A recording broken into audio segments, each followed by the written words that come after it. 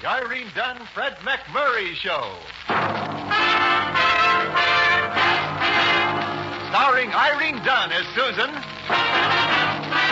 and Fred McMurray as George. Together in a gay, new, exciting comedy adventure, Bright Star.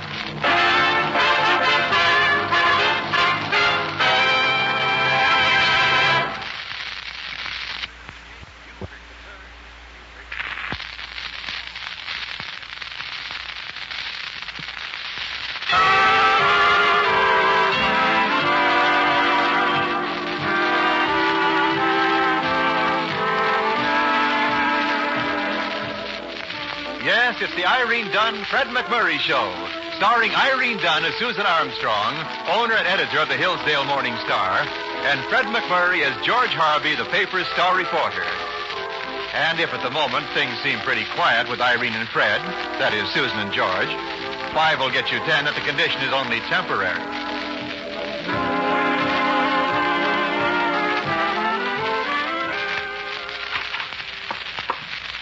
Susan, have you done anything about this letter from... Am I disturbing you, Miss Armstrong? Oh, no, George. Go right ahead. I'm listening. Good.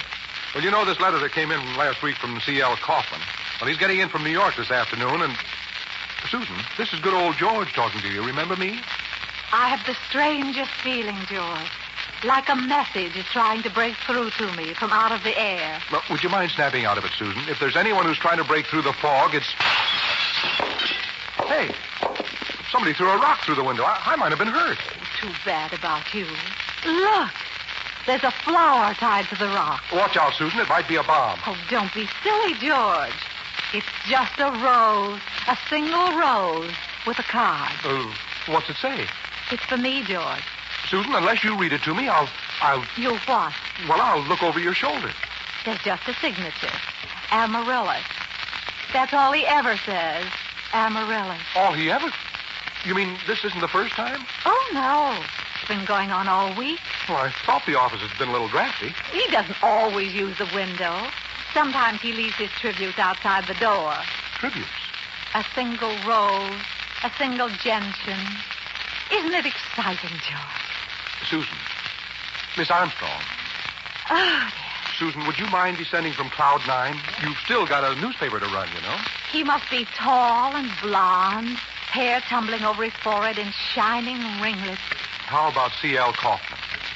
Who's C.L. Kaufman? Well, he probably doesn't have shining ringlets tumbling over his forehead, but he's coming here from New York to see if his agency wants to place their advertising in our paper or the news. Remember? Vaguely. Vaguely. Susan, he's going to expect someone to meet him this evening. Take him out, show him a big time. Oh, that's nice, George. You do it. Me? Spend the whole evening with some bald-headed rounder while you moon over Amaryllis? You can Never. have an unlimited expense account, George. Susan, you're the editor of the paper, and you should... And you're the reporter, right? Well... And as editor, I'm assigning you to spend this evening and as much time thereafter as necessary entertaining C.L. Kaufman. Susan, you're being totally unfair. And furthermore, I'm not... A single rose. The way to any woman's secret heart. Oh, how corny can you get?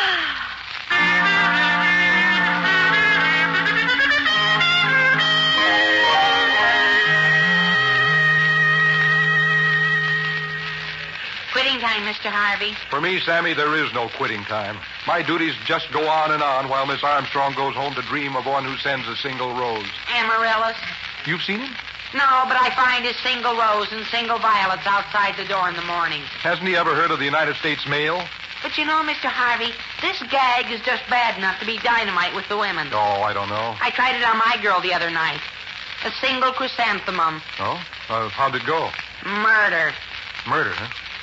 And while this is going on, I'm supposed to spend an evening with C.L. Kaufman. Who's C.L. Kaufman? A big space buyer here from New York. He wants to be entertained. Take him to the flower show. You are young, Samuel. C.L. Kaufman will first impress on me how happily married he is, and I want to know if I've got any good phone numbers. He's in for a big disappointment. If there's only some way I could get away from him early. Break a leg? Sammy, I am about to give birth to a brilliant idea. We'll need clean cloths and lots of hot water. You, Sammy, will accompany me this evening as my fun-loving nephew. Huh? You will go along on our revels, Sammy, being your usual charming self. This should send Mr. Kaufman to bed at an early hour. You're not afraid the paper might lose the account? Well, if it does, it'll serve Miss Armstrong right. Maybe I'm not as obnoxious as you think. Stick close to us, Sammy. I'm willing to take the chance. Just stick close to us. Amaryllis?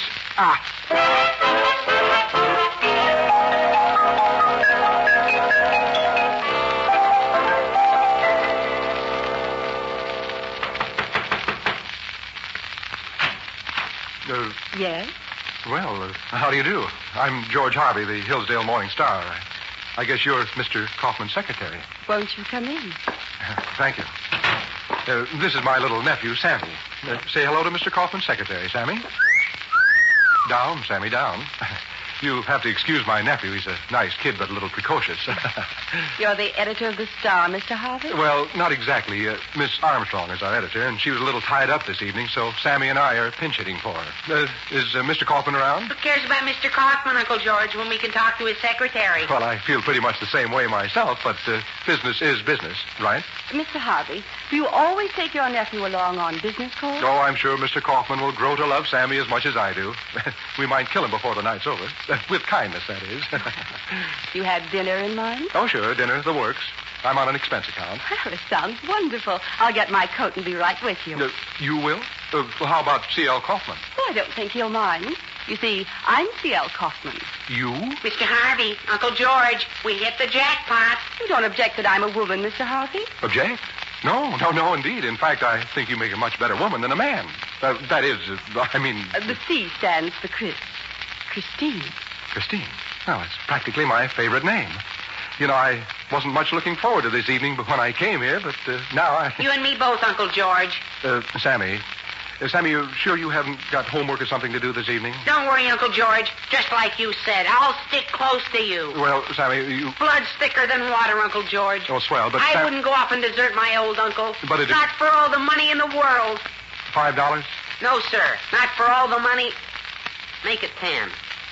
My only nephew, a blackmailer. Well, and here's your 10, relative. Thanks. Have a good time, Miss Kaufman. Have a good time, Uncle George. Are we ready, George? Ready, C.L.? Now, let's see. I can put that $10 on the expense account. Contribution to juvenile delinquency.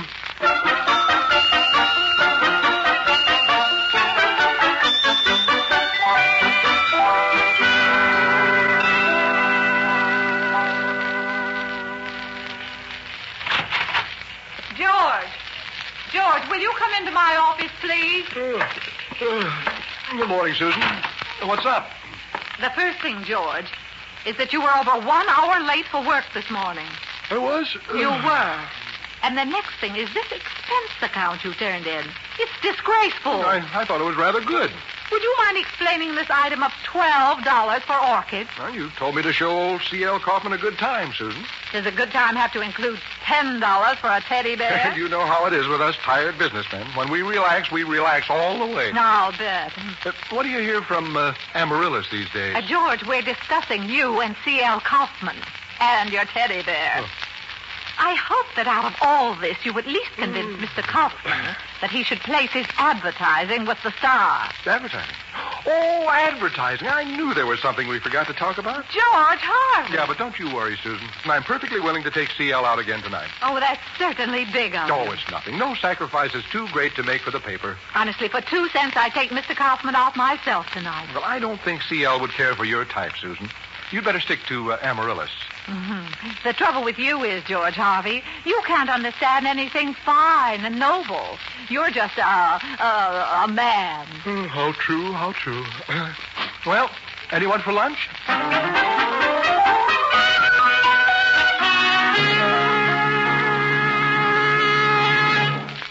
You're going out tonight, Miss Susan? No, Patience. I'm just going to sit home and burn.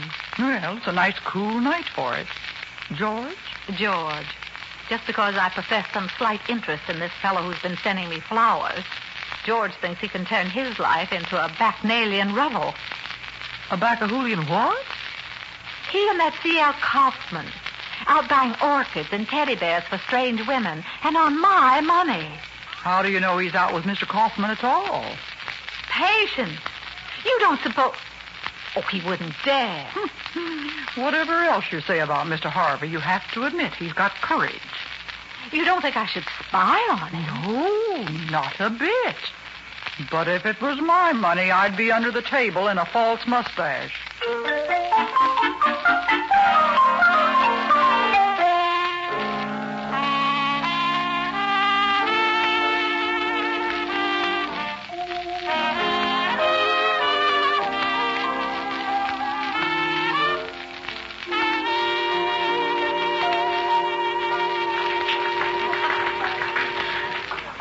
That was divine, George. You really rumba beautifully. I do?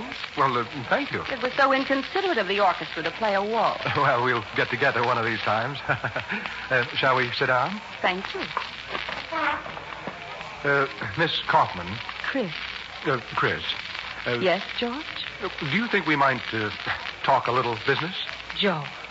Do you mean you have ulterior motives? Why, no, not at all. It's just I that... should have known. Well, now, wait, Miss Kaufman. Chris. It wasn't as if Mother didn't warn me. Don't leave your home in New York for that city of Hillsdale, she said. You have no idea what men are really like. Oh, but I... You meet a man there, she said. Some handsome, charming, devil-may-care rogue, she told me. Mother said that? About me? Well... He'll wait until he has you completely under his spell, and then he'll spring it on you. He'll say, how much advertising space are you going to buy in my paper? George, how could you? I guess I'm just a cad. Well, now that you see me in my true colors, I guess there's nothing to do but to say that... Aren't you going to ask me how much space I'm going to buy in your paper? But you said... You forget I'm completely under your spell, George. Well, I just happen to have with me a contract, Miss Kaufman, calling for your agency to... George Harvey. Susan, what are you doing here? I do not intend to make a scene, George. About what? About what?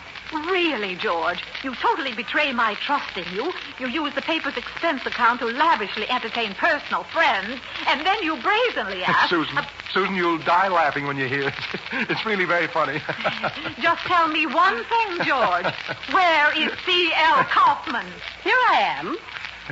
You're C.L. Kaufman? I told you you'd die laughing, Susan. Isn't it the funniest thing you ever heard? Practically side-splitting. Yes, this is Miss Armstrong, Miss Kaufman. She's the owner of the paper. How do you do? How do you do? And Susan, Chris and I, that is Miss Kaufman and I, were just about to sign a contract for... But you'll have to explain it to me much more fully, George. Much. How much? Well, it may take days and nights. But, George, listen to what the orchestra's playing. A rumba. Shall we dance? You don't mind, Susan? Mind? Oh, not a bit. Go right ahead. Well... Come on, George. Shall we dance? I think I brought this on myself. But does George have to enjoy it so much?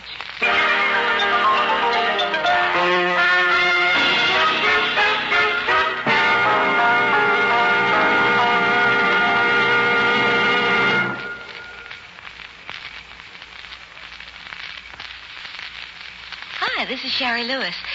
You know, they say seeing is believing, but you can't always believe everything you see, for you may not be seeing all there is to see. The ability to read distant signs and charts only indicates that one has the ability to read distant signs and charts. Good sight depends on many other visual skills as well. Vision defects can be a particular problem with children because changes in vision occur so gradually that they may not be aware of them. In fact, studies indicate 4 out of 10 school children are handicapped by visual defects. I recently took my preschool daughter for her first annual vision exam. She loved it. Obviously, a vision exam doesn't hurt. And she had such fun exploring the optometrist's office. And I had fun hearing that her eyes were up to par, especially since 80% of learning is seeing. Why don't you give your youngsters the opportunity to learn as much as possible? Have their eyes and yours professionally examined at least once a year. The American Optometric Association recommends it.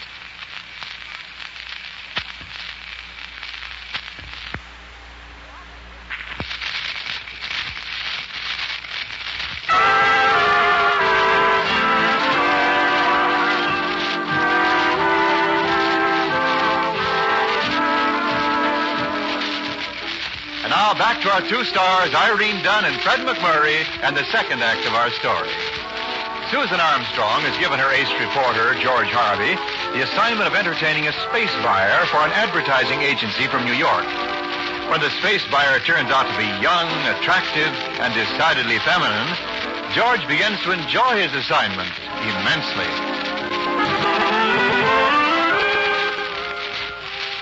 Another flower came for you last night, Mrs. Armstrong. A amaryllis, a rhododendron. There's an extra dough in there, Sammy. I'll look at it later. I'm just not in the mood for rhododendrons right now. I was talking over your case with my girl last night, Miss Armstrong. Oh, thank you very much, Sammy. It's nothing. My girl says that if Mr. Harvey is having a big quarrel with this Miss Kaufman from New York, so should you. Would you mind saying that again, Sammy? Invent a rival agency man from New York. Let him sweep you off your feet. In a purely imaginary way, of course. No, Sammy, I wouldn't consider it. My relation with Mr. Harvey is based on mutual honesty and trust. Sure. I really couldn't think of such a thing. A rival space buyer, did you say? They do it in the movies all the time, Miss Armstrong. Oh, no, Sammy, no. Definitely and positively, I do not feel that there is any... Good morning, Susan. Hiya, Sammy. Hi, Mr. Harvey. You look terrible. The pace that kills. But anything for the newspaper, Susan. I want you to know I appreciate your efforts, George. I know what a great sacrifice you're making. No, like I said, it's nothing. Nothing at all.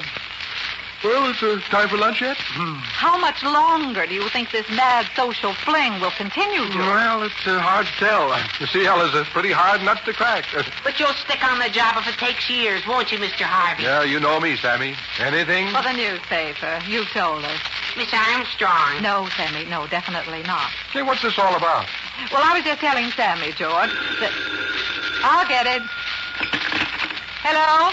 This is Patience, Miss Susan. I just wanted to know if... Freddie, darling. What? Why, what are you doing in town? Miss Susan, this is Patience. I just want to know if you told me pot roast for this evening or liver and onions. No. Why, you're working for an agency in New York, Freddie, and you're here to play some advertising? Why, it's incredible. I don't believe it myself. Miss Susan, I think there's something wrong with the connection. I say pot roast and you say Freddie, darling. But of course I can see you this evening. After all, isn't it business, Freddie? Discussing business sometime, won't we? I'm discussing liver and onions. The same old naughty Freddie. Shall we say tonight, then? Around 8? All right. Until then, Freddie, bye. I gather that was Freddie. What a coincidence. First, you're Miss Kaufman, and now my dear old Freddie. Both here from New York to place big accounts with a star. Isn't that a coincidence? It didn't surprise me a bit. Susan, you never told me about this Freddie, darling. Oh, didn't I? Well, I guess I just never did think that you'd be interested, George. After all, that was years ago. What was years ago? Oh, nothing, really. Just one of those summertime things, stretching into fall and winter. You know. I do not know, Susan, and furthermore, Sammy, haven't you got somewhere to go? Sure, but I was just thinking. I can hardly wait to become an adult. It certainly looks interesting.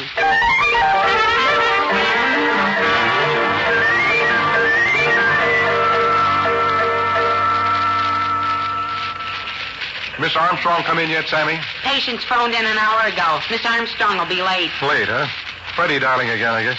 What do you think, Mr. Harvey? Well, I think, Sammy, that for a responsible owner of a newspaper, Miss Armstrong is acting like... Good morning, George.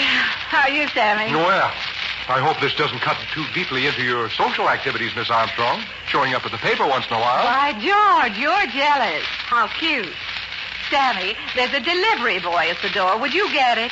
Sure, Miss Armstrong. I am not jealous, Susan, and furthermore, I reserve the right to criticize your conduct when, in my judgment, your actions are... Maybe, Miss Armstrong. Should I open Oh, it? please, Sammy. You were saying, George? In my judgment, Susan, your conduct with this Freddie is... Just look.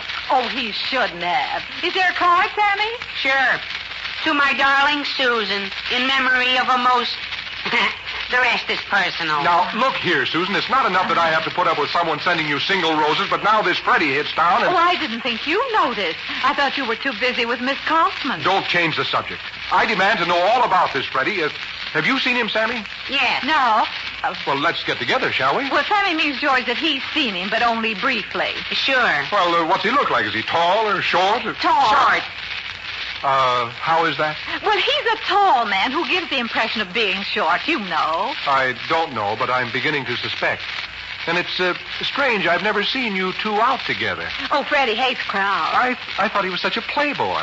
Well, he is, but in a quiet way. Sure. Susan, Miss Kaufman and I are going to the Ming room this evening. Why don't you and Freddie, darling, join us? Oh, well, you see, George... Or we could come over to your house. Oh, no. I mean... Good. Then we'll make it the Ming room, huh? I'm certainly looking forward to meeting Freddie. So long. Well, what do I do now, Sammy? The same thing exactly happened in a movie I saw, Miss Armstrong. The girl was in the same predicament. And how did she get out of it? I never found out. The film broke. Sammy, what would I ever do without you?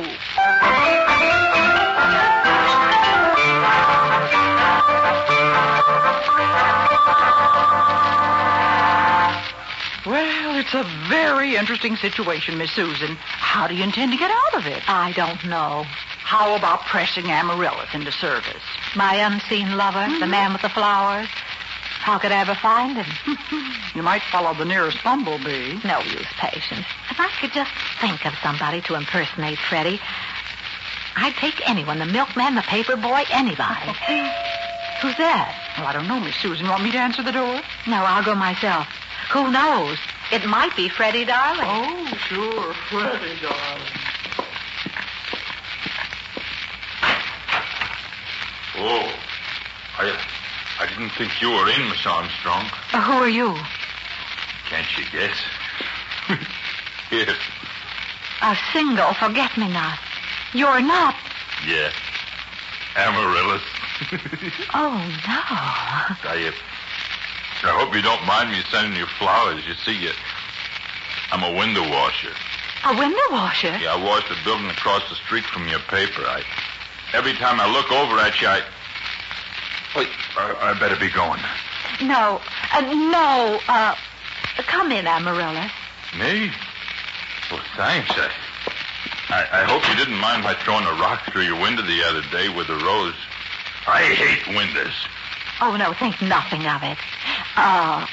Amaryllis, do you possibly think, just for one evening, that you could impersonate a man named Freddie? That's my name, Fred. Oh, well, at least that's a start. You see, Fred, while this all seems horribly complicated, it's just something I've gotten into more or less by accident, but it's really fairly simple. And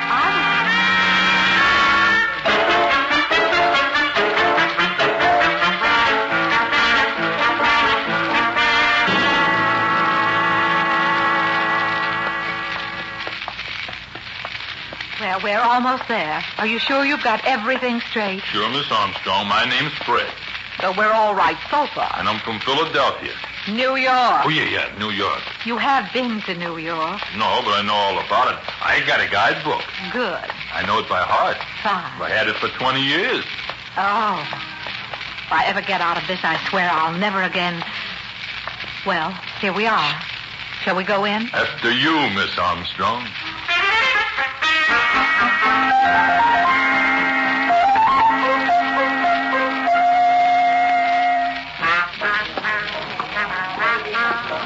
George and Miss Kaufman, how terribly nice.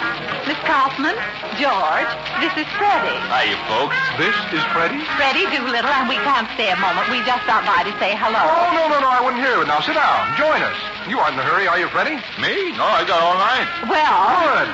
There we are. Come on, sit down. There, isn't this cozy? I understand from George that you and I are in the same business, Mr. Doolittle. We are? Gee, don't your arms get tired? Oh, look, a noisemaker. What fun. You and Miss Kaufman will have a lot to talk about, Freddie, being fellow New Yorkers. New Yorkers. You remember Freddie, New York. Oh, the tallest building in metropolitan New York is a Woolworth building. The mayor of New York is James Jimmy Walker, who is widely known as a playboy and an after-dinner. And in the immortal words of President Hoover, New York is the most... Shall we dance, Freddie? Well, sure, Miss Armstrong, but I'm only on page 3.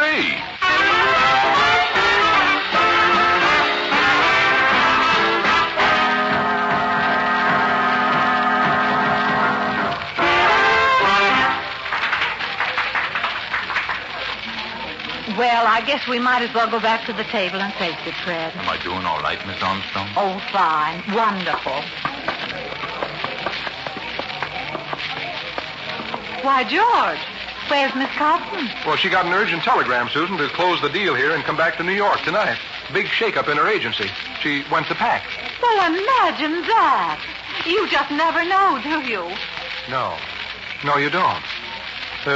Strange, her getting a wire right at this particular time. Yes, isn't it? I got a lot more information on New York. You know, Susan, I have a sneaking suspicion that... Table? Yes. Wire for her, sir. Oh, another one? Well, thanks. As I was saying, Susan... Let me see that, George. Oh, this? Oh, it's just a telegram, that's Let all. me see it. Thank you. Oh, Susan, you shouldn't open that. It's... Imperative you close deal and return New York tonight to accept new assignment in Peru. George. Well, it's quite a coincidence. 2 wires and all, huh? George Harvey, you sent this wire. New York has a population of... Me? I sent the wire, Susan? You. Admit it. Well, I'll admit sending this one if you'll admit sending the first one. Oh, then you really wanted her to go back to New York, George? You never really doubted it, did you? Oh, George, aren't we foolish? Foolish, but it's fun. Don't anyone want to hear about Grant's tomb?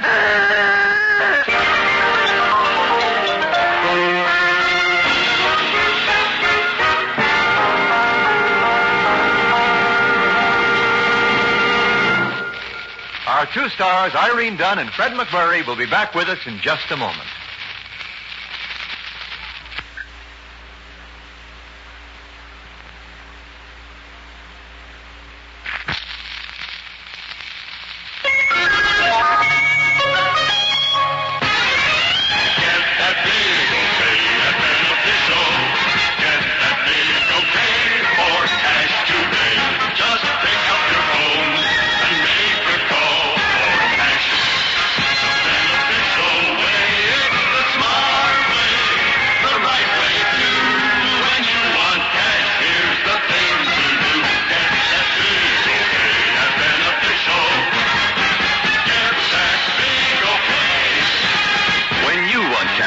Clean up bills, buy things, make home improvements, you name it, just call Beneficial Finance.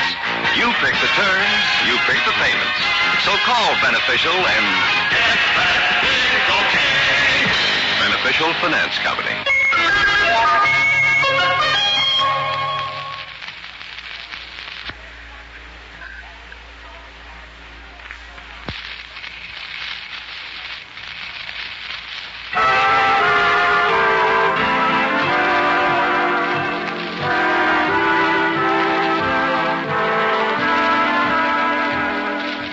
George.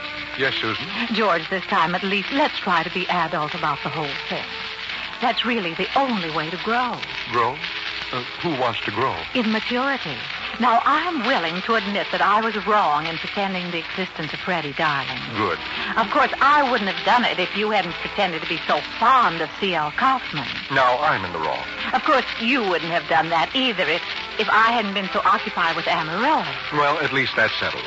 You were in the wrong. I was in the wrong. Then let's forget it, huh? That's very good of you, George. Very adult. Don't mention it.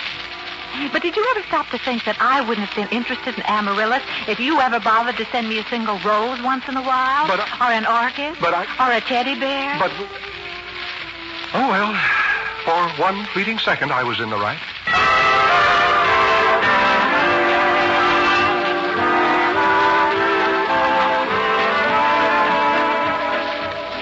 Irene Dunn and Fred McMurray will be back next week in another exciting comedy adventure in the gay new series, Bright Star. This is Wendell Niles inviting you to join us then.